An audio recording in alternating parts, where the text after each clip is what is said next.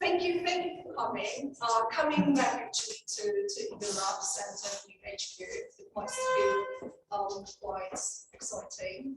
Yeah, familiar, although I don't think we ever came down to the basement to do an event, and we were here partly through COVID lockdowns, and we had a couple of offices upstairs. All right, okay, good, yeah. So I'd like to maybe start with your background, how it all started, how Hyper started. As you see, it's for craft ale, and I heard the story that you actually started a company over a pint in one of the Leeds bars. Yes, could you tell us more about that? Yeah, well, we didn't actually start as a craft ale brewery, so yeah, it was based on, as you do a lot of pub kind of visits. We've been, Pete and I especially, were talking about starting our own thing for quite a while, and I think the four of us, one of the other co-founders there, Adam, give it away. The four of us really just decided that we were going to make a jump for it, and decided to take that risk and go for it. Inevitably, it's always in the pub, isn't it? You make these decisions when you're a bit more headstrong, a bit more confident. But yeah. But you didn't wake up in the morning thinking like, oh my God, what we've done? We've just, quit our jobs. Well, I think so. We've been around the industry for a long time. So we worked in data and analytics and technology companies. We've worked for consumer businesses and retail businesses. So we've got a really good idea of the space that we operated in. And we've kind of seen that a lot of clients were very kind of retail and consumer brand focused, and we'd seen that those companies were underserved really in terms of the type of businesses that they could use for analysing data, getting insight from data, and improving decision making. So we used some of those products ourselves, the products that we would now compete with, and services. And we thought they were, they're kind of expensive and difficult to use and slow. And so, when you start a business, the first thing I guess is you've got to have a good business problem to solve. We thought it was definitely a compelling business problem to solve. And we've worked in a lot of corporate businesses. And I think you get to a point where you hit kind of a ceiling. And if you really want to develop, then you want autonomy. And, if you kind of believe in yourselves to make the right type of business decisions, and kind of build a successful company, then eventually you kind of have to go on your own, because you just get that and you can't do anything more. So I think we all got to the same kind of place. Yeah. And it wasn't that straightforward. We decided to start the business overnight. We were going to start the business about 3 years before we actually did, and we ended up chatting with a technology company who were trying a well-established technology company who were trying to diversify their products and get into other industries. And retail was a big area of growth for them. And I actually met a guy on holiday, and he said you should speak to our CEO. And we ended up chatting with those guys, and they give us an opportunity to come and work with those guys to develop technology in retail. And we just thought it was such a good opportunity, because we always had ambitions of doing technology and building our own technology, but with very little experience really in the whole kind of tech dev side of things. And we just thought that would be a really good opportunity to put the business on hold whilst we learned a very vital area of where we intended to be as a business. And we did that for a couple of years before we actually started trading. And that's actually quite a good position to be in. I mean, a lot of people, when they want to start their own business and they're in the corporate world or working for someone, that decision to when is the moment when I move is usually, I think, the most difficult moment, because obviously you have to make a jump, and there are some sacrifices. How was that for you? I mean, so did you all four decide at that very same moment? How is the transition working for you? What, from moving to a corporate business to our own business? Well, as Damon said, really, it was a softer lead-in, because we were going to do our own thing. We got approached by this software consulting company, so we kind of ran a startup for them in a corporate business, which is which is pretty challenging in itself, really. But we did that. We learned a lot, and we got paid while we were doing it. So there was no kind of, we didn't have to sacrifice the salary that a lot of people do. And then, but we got to be towards the end of that, and we realised that we really did want to do our own thing if we were going to be truly autonomous. And we were fortunate, really. We won a client within our first week, a very big UK retailer. So that immediately kind of took the pressure off, and meant that we weren't having to really kind of scratch around for funding. So we could pay ourselves straight away, which takes the pressure off. And then we've built a client base over time. I think if you don't have that, if you start from scratch and you don't have a way of paying yourself, I think that's where you probably get nervous moments. I would have thought. And you don't always have that cushion. So you had that was very good. That's great. Well, could you then tell us about 2019? You start the company, obviously. You have that smooth start. Now, what happened during the lockdowns? Did that have an effect?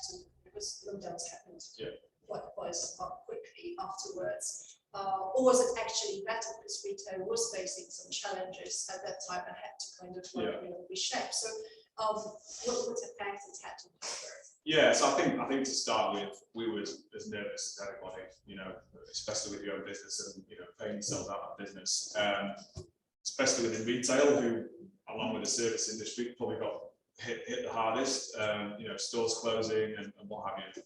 And I think quickly, retailers start to realise they put budgets on hold, and we were part of that, like projects that put on hold and vital revenue for us in our early stage. But we thought really quickly, the retailers decided really quickly that actually they need data and insight and analytics even more so now, because they need to make their money work better. They need to get the right products in front of the right customers. The channels completely changed with their stores shut, so they had to digitize and really think quickly. I think luckily we were well positioned to help with that, given what we do. So very nervous to start with, but I think gradually as lockdown unfolded, there were really good opportunities for us. So we did get impacted, as everybody did, but we also saw a lot of opportunities to it. Yeah, and what you're finding when there's uncertainty, and also when you get to kind of recessionary times, and I don't know, technically in a recession at the moment, the kind of economic strife, then retailers are back really, and they need to improve various decisions that we help with. So what we're finding at the moment is most of our clients come into a same pricing pressures. Because our customers are struggling to offer their products, when we do have prices, do we keep them the same? Do we raise them? Do we reduce them? They've got to protect margin for us as well. So part of what we do is we deliver analytics to help retailers make better pricing decisions. That kind of played in our favour a little bit. And also during the lockdowns, supply chain were really disrupted as well. And one of the kind of key things that a retailer needs to do, they need to get the products on the shelf when the customer wants to buy it. But the product's not on the shelf when the customer wants to buy it, and the customer tends to leave. Often they don't go back. It's one of the biggest factors that impacts the shopping. So another thing that we do is we help forecast demand more effectively. So again, if people come into us asking us if we can help them with demand forecasting, because things were so up in the air. So it was, we had some difficult moments because everyone didn't quite know what to do. We were reviewing budgets, but ultimately we found, like Damon said earlier, the companies we deal with need analytics more than ever, and some of the specific challenges that they need to address, the kind of things that we help with, haven't been, thankfully, hasn't been as bad for us as some companies, I think. Well, you grew quite well during lockdowns. Actually, you started, the lockdowns happened. Now we're after that. The company is growing, so definitely you've done something right. I will ask a few more questions about how your customers benefit. But before that, a couple of more questions about the whole experience of running from the technical side. I mean, very often startups think, well, should I have a co-founder, single founder? We have four co-founders here. So just something that really interests me, like how do you come to, you know, to decisions? How do you deal with that, you know, on the having fellow co-founders? Is it any, you know, are there any challenges coming with that? How do you go about that? Like from the technical point of view, I think we might have some entrepreneurs in the room considering, like, should I take another person? It's quite a group. Yeah. No, I mean, it wasn't a conscious decision to have 4 or 3, and an odd number is arguably better because you can have a majority of them decisions. But the 4 of us guys, we all worked with each other in the past. We respected each other. We knew that we had brought different things to the table, and that was the reason that we thought the 4 of us would work together. And we do. The way it works with us guys, when we have to make major decisions, and they're coming thick and fast these days, to be honest. We just get in a room and we listen to each other's opinions. We get everything on the table, and we brainstorm it out really. And we ultimately, so far, have come to a decision between us where we're all happy and we're comfortable, and we haven't had to have that majority vote yet. Just laugh at it. We haven't had to have that majority vote yet. And there's been no awkwardness until now, but I'm sure there'll be more difficult decisions to come. But I think for now, we work really well together because we have complementary skills and different areas of expertise. That really helps, and we all value each other's own area of expertise, I think. Yeah, it's been surprisingly cordial so far. We've been quite grown up. We have definitely have different views. That's good. Different skill sets. That's a good starting point. So there's not an enormous overlap. We do a few things that are similar skill sets, but overall we kind of all take responsibility for different things that kind of naturally fit in with our skill set. So that's been good. We definitely have kind of different attitudes to risk, and if you run a small business, startup business, then risk's a big thing. So that's often one of the things that means we have different views on things. But we're being pretty grown up about it. I think, as Damon said, we haven't had any major arguments really. We talk through this, and we use reason, and then we come to what we think is the right decision, and then kind of really get behind that and don't kind of berate people if that ends up not being the right decision. And I think when we started a business, I remember my father-in-law said to me, never start a business with your friends. That's what they say, but with the family. But I think that's garbage, really. So I think the fact that we know each other outside of work, and we've been mates for a few years. So I think it's allowed us to have much more honest conversations, much more quickly, particularly in, I don't know what it's like in other countries, but in Britain, people often struggle to have honest conversations with each other, kind of avoid it. But I think the fact that we know each other really well has meant that we've been able to kind of navigate that maybe more successfully. And also, if you're actually bothered about the people that you work with, personal friends, you're a lot more inclined to work really hard to make sure you're not going to let them down. So I think that's what works out. That's very lucky, both with the way you started and the way you work. That's great. Now I know that the ecosystem is always very supportive or not, but within the ecosystem like Leeds, with things there's a lot of support there. Could you tell me more about that? I mean, what impacts had that on the growth in Hyper, and how did you find and did you get any particular support within the ecosystem? I can talk a little bit about that, I guess. So I think it's definitely got a developing ecosystem, and elements of it are very good. Like what you have here at Eagle Labs is really good, and the work that Chris and the team have done at Eagle Labs when we were based here was really good. You have kind of a community feel, and the guys did a lot really to try to promote the businesses in there. There's other big initiatives which are good. So there's the Leeds Digital Festival. So I was on the steering group for that for about 3 years. And Stuart Clark, who runs it, there's Paul Burry, one of Paul's students that goes there actually sat. The Simon Palms, the three one of the directors as well. So I think they do a brilliant thing with that. And it's good because they bring loads of people who are into technology and digital and data and all that kind of thing. They bring it together, but it's very inclusive. So there's a difference. I find a difference between some of the Leeds ecosystem and some of the other cities that I've been to, that it feels more inclusive.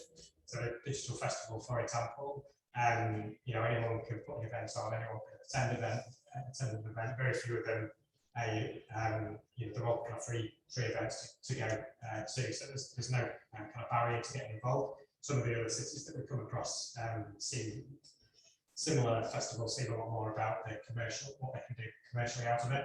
And I think that, you know, I think that's a difference. So I think there is definitely an inclusivity about it.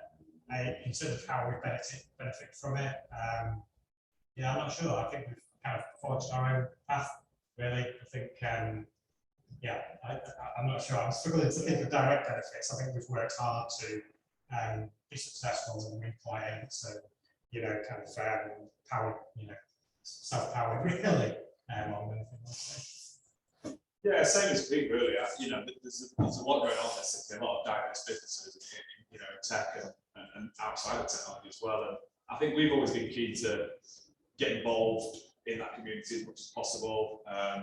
There's a lot of great people out there who want to give free advice, which is always great. You know, even some of the guys from the big four consultancies and what have you, the bigger banks, you know, I think they're all really keen to see Leeds and North do well, and this whole Northern Powerhouse thing. I think, you know, technology is right at the heart of that, and you know, it does seem like there's a lot of help on offer.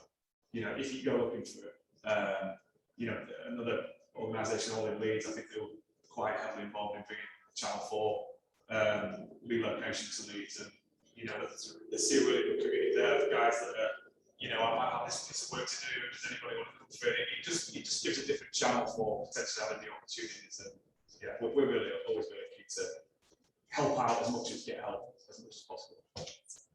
Great approach, great attitude. One more question before we start breaking up the sector, but obviously you went from the corporate world to the startup world, now you're scaling. Was there anything that particularly surprised you or challenged you personally as founders, you know, in that new situation? Which you advice to something as your biggest lessons so far that you take from the journey? Yeah, I think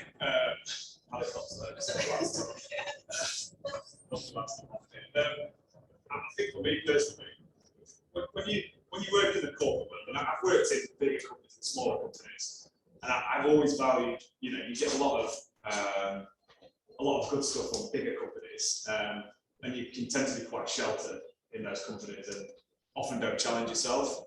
And I think, you know, I've always valued working in smaller companies to really challenge myself and learn things. And I think that was the biggest thing, was, you know, particularly starting your own company, moving from a company where you're quite sheltered and you kind of, you know, told what to do, you're quite hamstrung maybe with budgets and how big you can recruit for your team and things like that.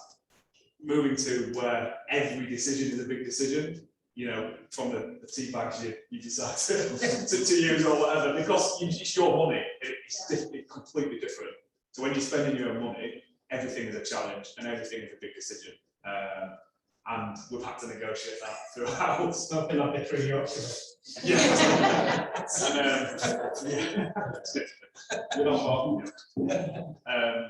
And I think also we've had to wear many hats as founders, you know, finance, HR, everything, you've got to do a lot.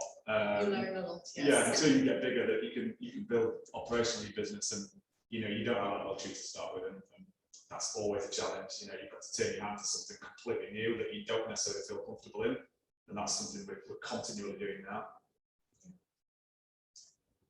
Yeah, no, I think if it's your own business, definitely on the money side, you do worry more, because the consequences of it not going well are you know, much more serious than if you work for someone else. But I think the benefits massively outweigh it. And it probably depends what type of person you are. So for some people, working in a big corporate business is probably better. If they're a little bit risk averse, if they like that, you know, it's not really that exciting, but it's comfortable, there's a career path, you know, and all that stuff. That I think that definitely suits some people. There's absolutely nothing wrong with that. But I think if you like, if you back yourself and you want responsibility and you want to be judged by the how successfully you make decisions, and you want to, if you're quite creative, you want to create a product or a business and kind of bring, you know, employ a lot lot of people and try to kind of nurture those people and, you know, create something really successful. I think having a startup or if you're not at that point and it's working in a startup or a scale up is a really exciting option. So I think, finance wise, I think about when I worked in corporate businesses, I've definitely had more unhappy moments in corporate businesses than even though we've had some scary moments along the way. It's, touch wood, it's mainly been positive. I've had way more kind of down moments working in corporate businesses than through our company, and definitely a lot more highs working in our company. We've had a couple of really good news recently, which is like when it's all your work, as in the company and stuff that the four of us have done as co-founders. Then that's a really nice feeling. Yeah, it's very empowering when you see how far you've went. Maybe every day you don't see that, and you look back and like, oh wow, we started something like that. Now we're scaling with a 20-something team, and that's amazing. Okay, so let's talk about the sector which you offer. I mean, you mentioned that retailers actually need data, and that helps them to navigate through the new challenges that they're facing. Obviously, we heard a lot about what happens to the high streets when COVID hit, and there's always something going on. But on the other hand, when you look at, I found somewhere, I think that was McKinsey, but they said that a lot of retailers need the data analytics, and they need to be empowered in a certain way. On the other hand, there is a lot of, maybe not reluctance, but there is out of 100, only a fraction would actually use and make use of that data, rather than it's because they don't know how to analyze. They kind of like, I wouldn't like to say ignore, but there is a challenge in there. Did you find that with your clients, and would you agree that there is that challenge that people are sort of like, I don't know, maybe oblivious in a way? Yeah, I mean, we do work predominantly retail, but could argue it's more broader around consumer-facing industries, travel and leisure, and betting and gaming. Basically, any company that collects a lot of data about their customers and provide experiences, services, or products to their customers. And every one of them are different, and some are really sophisticated and have based their whole business around data and using that data to drive what they do. Some are nowhere near that yet, but what we found that the main common thing between all of them is they either are on that or they want to get on that journey to use data to help them become more customer data or data driven in their decision making.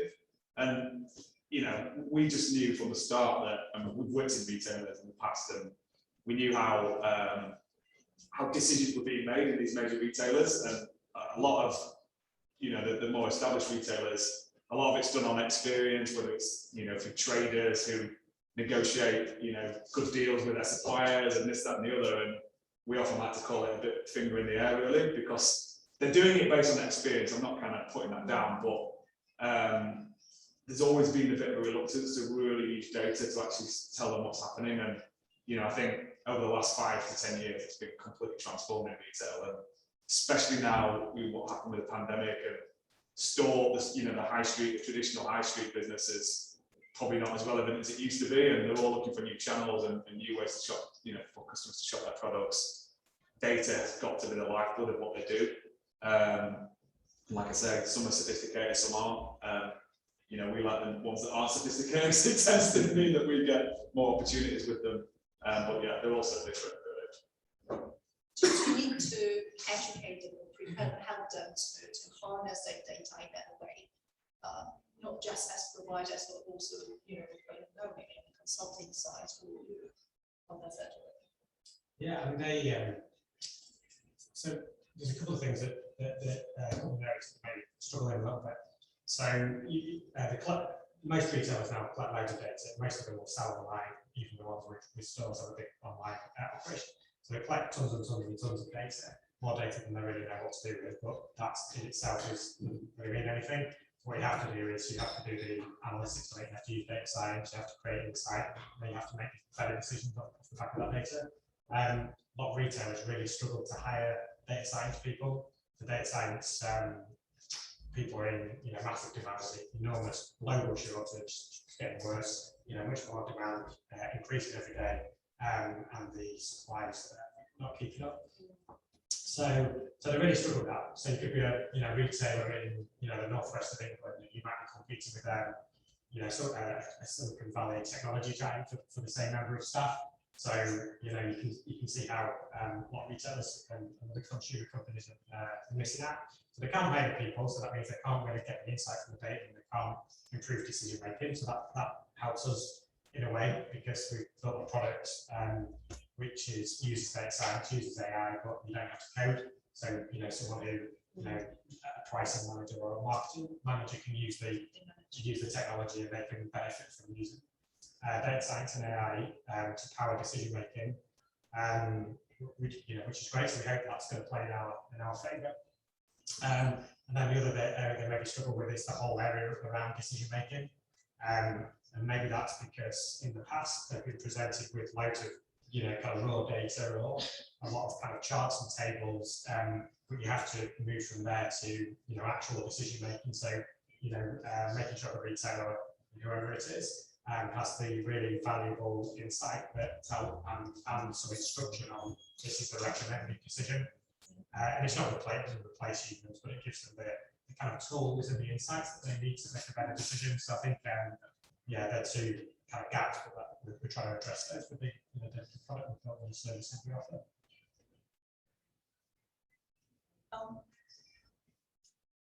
Well, you've definitely worked with a few impressive clients, even though it's still it's like 3 years down the line. And you've had some successes as well. So could you tell us more about that? I mean, like your biggest success so far, your biggest client, anything that you've been like, oh yeah, you felt like we've done it. We're only 3 years old, but it's already happened. Was there a moment like this?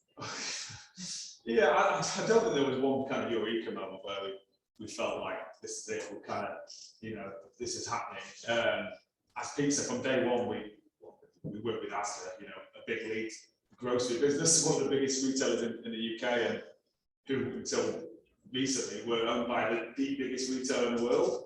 And we got those guys up from day one, and our great team have built that account from, we started off as an ad hoc project, very small ad hoc projects. I think how many ad hoc? We got seven or eight or more people, sat within Asda, like doing the real kind of good stuff as well.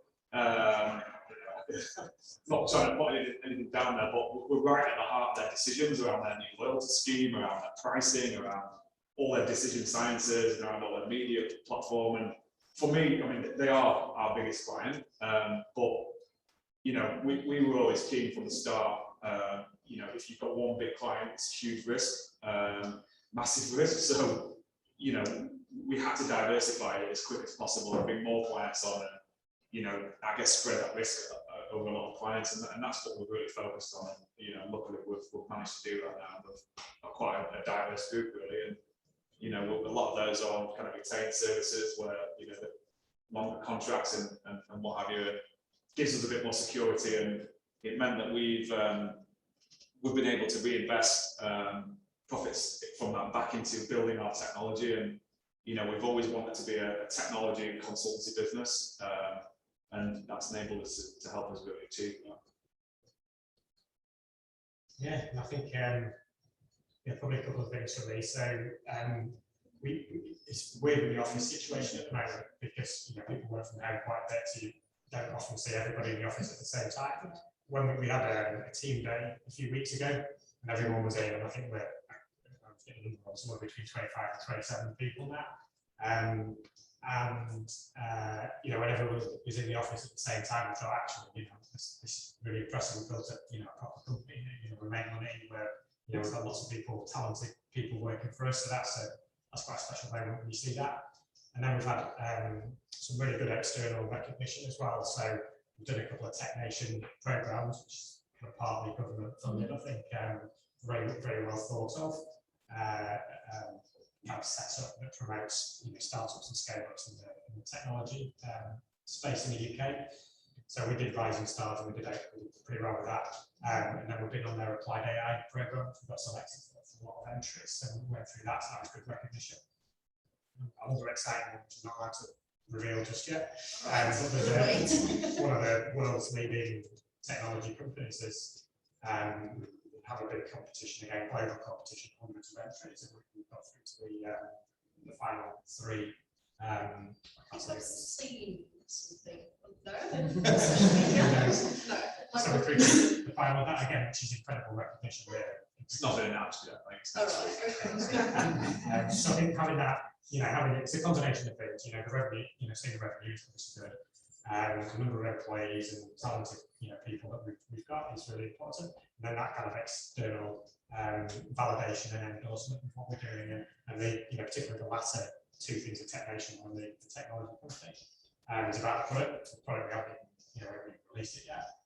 But that kind of shows us that we're in the right space in very high growth type areas. So yeah, I think there's been a few kind of points which tell us we're in the right direction. On your LinkedIn, Peter, you've got something that you want to do. You're very passionate about growing the business, but not just in terms of sales, but growing that in broader sense. So, what are the ambitions? What are the where do you see Hyper? If you could start and then passing to Damon, where do you see Hyper in a couple of years? We're not talking like 10 years, please. Yeah, I mean, I guess we measure success ultimately by kind of revenue and profit. So we look at commercial terms, and there's lots of things you need to do to achieve that revenue and profit. When I talk about being passionate about growth, it's just I'm kind of a reluctant salesperson. So I don't like the typical kind of persona of a salesperson. I like all the things you have to do to grow a company. So you have to sell, you have to market really well. You have to recruit the right people. You have to make sure that you're funded in some way or another. You have to make sure your company's located in the right place. You have to work with the right partners. So actually, the kind of whole concept of business growth is multi-faceted, and that's the kind of stuff that I really enjoy. Less so the delivery of work. So it's definitely we have different people focused on different tasks. So we've got a business plan, and it takes us to a multi-million pound revenue and profit business over the next 5 years. So we're all now about kind of putting the steps in place to achieve that. So it's it's kind of growing the company, growing the revenue, growing the profit, getting good clients on board, building a really good team, providing a strong culture, place to work. Definitely Leeds being the kind of heart of what we do and growing it out there. So yeah, we're going to be super successful, really. Yeah, that's the plan. It's not a kind of a lifestyle business to it. It's a serious thing that we're looking to build a really successful kind of prominent business globally as well. It's what we do is relevant across the world. It's not just the UK. Yeah, I mean, I echo a lot of what Pete says. I think things will be changing quite a lot for us, I think, over the next couple of years, at least in the short term, because as Pete mentioned, we're about to launch our technology Hyperfinity platform, and it's going to change our business dynamic quite a bit. Moving into the software world and software sales and software as a service, and we want to be growing aggressively in that, but as well as the consultancy offering as well. And I think we've got to the point now where decisions are starting to be a lot bigger. The decisions about how we accelerate our growth, how we get our product out to market quickly, and address the opportunities as quick as possible. So we think we're part of the few that will be potentially pioneering a particular part of the industry, and we want to get there quicker than we are doing. And we know that things have got to change to enable us to do that, and we're growing nicely at the minute and what have you, but we really want to accelerate that as much as possible. And that's the plan for the next 2 years. I think when with whilst keeping the culture that we're building the same, and that's the ethos and the ethics and everything like that behind the company, where what we want to represent and what our staff are growing the business into. You know, we don't want to lose any of that, and that's a challenge, to grow quickly and grow, you know, significantly whilst retaining those core values as a company. That's always a challenge. And I think you've had, well, in a way, a smooth journey from when you started, and it's been growing up. Were there any challenges in particular, or a challenge that you had to face at some stage? Because it sounds like the journey's been quite smooth. Yeah, absolutely. You know, we've had some definite commercial challenges whereby, you know, clients cancelling things and, you know, potentially losing clients, and in a really kind of volatile period of time for retail, some huge challenges where we've had to be, I guess, really dynamic and quick in our decision making about how we get around those challenges and move on past them. So I think, yeah, they're the main things really, that apart from the day-to-day challenges that you have with, you know, building a startup, and, you know, you come into it completely blind really. I'd say you might know about the area that you want to build a business in, but unless you've done it before, you're completely blind about starting a company up, and it's always a challenge to do that. And that's why it helps with having, you know, not just the four of us, but a great team and the rest of the company to help us along with those decisions and make sure that we're, you know, we're being held to account on those decisions and doing the right things for everybody that works for us. Yeah, it's like I said, same kind of things really. Yeah, commercial challenges. One of our clients went into administration a few months ago, so they stopped paying us. And thankfully, we kind of worked it out with them. They came out with all that for administration, and, you know, we're okay at the moment, touch wood. But, you know, if you're a small business and one of your, you know, your chunky clients goes into administration, it's a bit stressful. But thankfully, we're okay on that one. Yeah, and then just, yeah, running a company. I think there's a couple of things really. I think with the pandemic, like, how do you, I think this is an ongoing challenge, I'm not sure I've got the answers to this yet, but how do you build a company culture? How do you make your company the type of company that people want to work for? Really difficult. There's definitely a lot of, we're a small company still, but we're bootstrapped.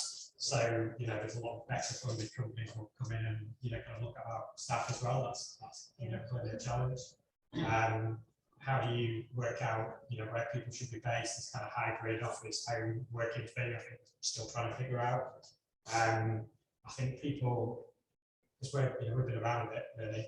And when we started our careers, it was a, you know, a very different way of working and a set of expectations, and people you know, stayed at companies for, you know, years and years. And it was weird if you left a company after a year, and you kind of frowned on. That's, you know, that's not the case now. Yeah, so we need to get our heads around that and kind of plan for that type of scenario. So I think there's lots of things, but it's, you know, good stuff to learn. And, you know, going back to the earlier point, when we worked for larger companies, we never really got the opportunity to, you know, deal with those questions. We just did our jobs and got on with it. You know, having our own business means that we get to experience those things, and some things we'll get right, and some things we'll probably make a mess of and have to learn from. But yeah, that's probably the way we like it. I thought another one actually. We had a cease and desist letter about halfway through the business around the trademark issue. So we had that massive challenge and ended up having to change the name of the technology product. Yeah, that was again quite a good eye opener. We had to learn from that, and, you know, learn how to deal with big American corporations that have a company name that you want to call your technology product. But it all worked out well, and we managed to navigate through that. But big challenge when that came through the post and telling us to take our website down and remove everything. And I mean, it was quite bullying tactics, but, you know, when you see that, you think, wow, what we're going to do here. It's better it happens early in the journey rather than late. Yeah. You know, I can imagine. But you've managed, so that's. Yeah, no, we're all good. All right. Well, I've got a couple of closing questions. They were like, you know, fire questions. So, favorite Apple software that you use daily in business? Just give me a name. I can tell you my least favourite. Least favourite. Country Rail, LinkedIn. That's where I found you. Platform in the world, and it is the primary kind of business tool. That's you know, not to build products or deliver consulting, but to kind of build networks and stuff. I think it's an absolute shocker. I'll take it as my favourite. Wow. There's some I use a lot, like Xero, our banking app. More recently, we use WordPress for our websites, and we've been having that lots. I use that a lot to change the website. We've gone through a bit of rebranding and with the product launch and stuff. But yeah, the Xero expenses app is quite useful. Taking pictures. Yeah, I've got nothing exciting to have. We use Slack a lot. Slack's great. Slack to communicate with the teams, clients, suppliers, LinkedIn. I mean, if someone wants to build a competitor to LinkedIn, then yeah, please go for it. Everyone in the room. All right. Well, you're bootstrapped. You didn't, go for funding. But if you were crowdfunding, yes or no? Crowdfunding? Yeah. Possibly not at the moment. If you want a quick answer. Yeah, that's a quick answer. That's what I wanted. All right. Co-working spaces, hubs. If you think of the office, yes, no. I think they're good. Yeah, we really enjoy being here. We just got to too many people in the end. But yeah, good. Get to meet loads of interesting companies. It's a well-run hub like this one, with the Eagle Labs. You get a lot of support. So yeah, really good. I've used Eagle Labs near Liverpool. Used Eagle Labs in Liverpool, and that was great as well. Very welcoming. So yeah, big fan. Yeah, so yeah, definitely big fan. As you're going through your growth journey, as you get a bit bigger and stuff, it's a bit harder to have the whole company in a co-working space, but definitely same. Right, so anyone who's considering, that's a helpful thing. All right, well, do we have any questions from the audience on anything that would you like to? Yes, all right. Ladies first.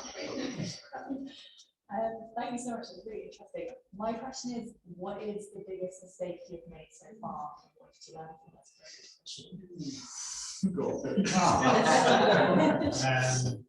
There's a lot. I don't know if it was a mistake. I don't think you should look at them as mistakes, learning experiences. Damon described when we started our business and we were going to go on our own. We were close to handing in our notice with the companies that we worked for. We got approached by this software and consulting company and agreed to go and work for them. And it was good in some ways, and it was probably more secure because we were on the payroll. But like culturally, the fit was not good. And the person that brought us into the company, who was the CEO at the time, he kind of tragically got cancer partway through our time there, and he subsequently passed away, unfortunately. So our big kind of sponsor was, we didn't really have him there, and there were other people there that probably wanted the company to focus on other things. So I think that was really challenging. But I wouldn't call it a mistake. It was the right thing to do at the time. We learned loads. It taught us how to kind of build technology, which we've taken straight into our own company.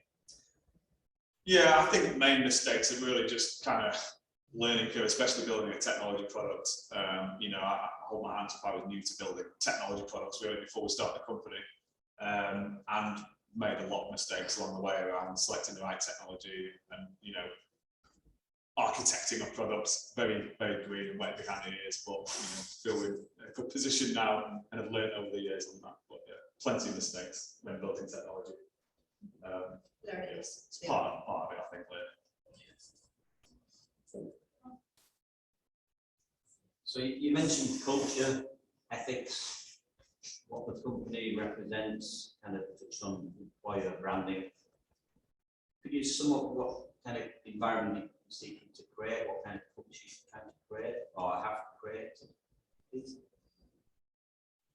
Yeah, I don't think we've had a massive conscious effort to create this, this company that represents this. I think we've all got, the founders of, we work on respect, and if you respect each other and respect everybody, as an individual and what they bring to the table, then that kind of spreads across the company and in the culture. I think we've tried to create as inclusive a culture as possible, an empowering culture whereby give people who want the responsibility as much as possible. You know, and ultimately, if you stand by those values and respect, then, you know, things like diversity and all these kind of things come naturally. And I think, you know, we've tried to do that rather than make a real conscious effort that we want to create this company and this vision. I think that's really what we try to do. Yeah, I agree. I think, yeah, I mean, the company's culture, I think particularly small companies, is going to be largely driven by the people that run it. And so as long, I think as long as you're behaving in the right way, you've got the right kind of, you know, morals and attitudes, you know, we're inclusive, we try to be fair to people, you know, we try to, you know, we don't bully people, all that kind of stuff. So I think as long as you behave in the right way, then I think that hopefully creates the right kind of culture. I think the tough bit will come as we grow. I think we've worked in big companies where we didn't necessarily enjoy the culture. And I think I worked for a company for 11 years in Leeds, and they started off small. I think there were about 100 people when I joined. They had a brilliant culture. We used to, you know, load of young people. We used to go out socialising all the time. Massive focus on client servicing clients. Absolutely brilliant. And they positioned themselves as a challenger to a much larger kind of corporate version of them. And they said, we're never going to become that. This is our USP. And then over time, they became that. You know, I ultimately left because I didn't really like the way it was going for that reason. So I think that'll be it. And I don't know how we'll deal with that when the time comes, but I think we need to be conscious as we grow. But that's something that we really need to, you know, kind of, you know, consciously not avoid happening, if you like. I think part of that will be the people that we bring in. You know, we need to bring in the right people, you know, who are going to kind of to help us take that, you know, develop that culture as we get larger.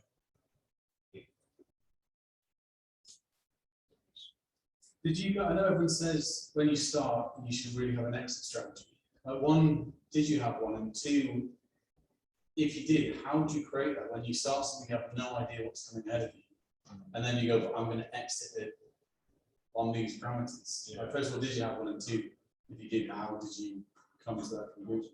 Yeah, I wouldn't say we had a defined exit strategy, rightly or wrongly. We like as Pete said, we don't want this to just be a lifestyle business where, you know, we can earn a decent wage and just, you know, crack on and grow very small every year. We want it to grow quickly, as quick as possible, and you know, turn this into as big a company as possible. So I think that was always our strategy from the start. But you know, we never put numbers on exit or sale or investment. I think we've just kind of gone with the flow really on that, and you know, used our own growth and our own journey to think about when's right to have that decision. Investment is a great example of that. You know, we're getting to the point now where we're having these conversations about how we grow, how we scale, and obviously investment is a massive conversation that we have about that. But yeah, it's always a difficult discussion anyway, because with the four of us, we might all be quite different in terms of what we want out of the business and what our exit strategy might be. But I wouldn't say we had a defined one, but I think there's probably a loose, let's not call it exit, but there's a loose plan for where we want the business to get to over the next 5 to 10 years. Yep, I agree. Good. Nothing to add. That's two of us. Chris, Yeah, just to follow on Hamish's point, so I see a lot of tech businesses and SaaS companies at your stage, and perhaps in the next year of your growth, getting approached and people looking to acquire them. Do you foresee that, or have you had that? And I suppose it's quite a difficult decision to make because you've built something so successful so far. You also have visions to keep building it. So if them offers come in, perhaps in the future, do you think that's something that you have to sit down and really consider, or are you really like strictly focused on, no, we're building this for another sort of 3 or 4 years? Yeah, good pertinent question. So we've been approached already by a couple of companies looking to acquire us, and you know, numerous talk about investment. Yeah, so we talk about it. We take everything on its merits. I think where we're at in terms of like acquisition, we're too early. We need to build more value into the company before we look at that kind of final exit. And more in terms of kind of investment, then that's just an ongoing discussion, like as Damon said. For us to scale at the pace we want to scale, we need, we need more capital, more than the profit that we make in the business. But there's multiple ways for us to do that, so we're constantly reviewing that and thinking about the timeline for kind of think about it, what gets us to the next stage. So we've done well with the consulting business. Next thing is we've built some technology. The next thing is to sell the technology a few times. So what gets us there? And then when we've done that, what gets us to the next stage, which is selling the technology loads of times in a really scalable model. So yeah, it's a constant. I mean, we talk about it, every week or probably every day at the moment. But yeah, we want to. There's a way for it still to go. We've got, we need to grow it ourselves for the foreseeable. Yeah, and the acquisition thing, I think, we enjoy what we do, and we've done this in our whole careers, and we've not built a business to sell as maximum value and then go and do something different. I think that, none of us have wanted to do that, and I think especially for now that completely rules out acquisition. We're not ready for that, and nor is it on the table as far as what we want. But investment, absolutely, and funding to scale that way, that's definitely something that we'll have to make that decision, and we know we need to do it.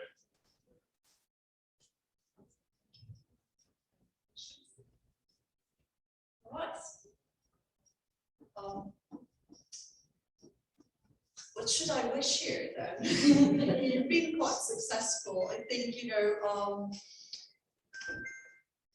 all the best with the software company, and we'll hear the announcement probably soon, and probably LinkedIn. I'll be on the lookout, launching your technology. That's probably the challenge and a very exciting milestone. So I hope that goes very well. It's been a real pleasure to have you as our first Fireside Chat guests. Yeah, you're making the history. Leeds all started right. So it's a really, really great pleasure. All the best. Growing Hyper, and I hope we'll host you again at some point to talk about the next stages. It'll be amazing. Thanks for having us. Yeah,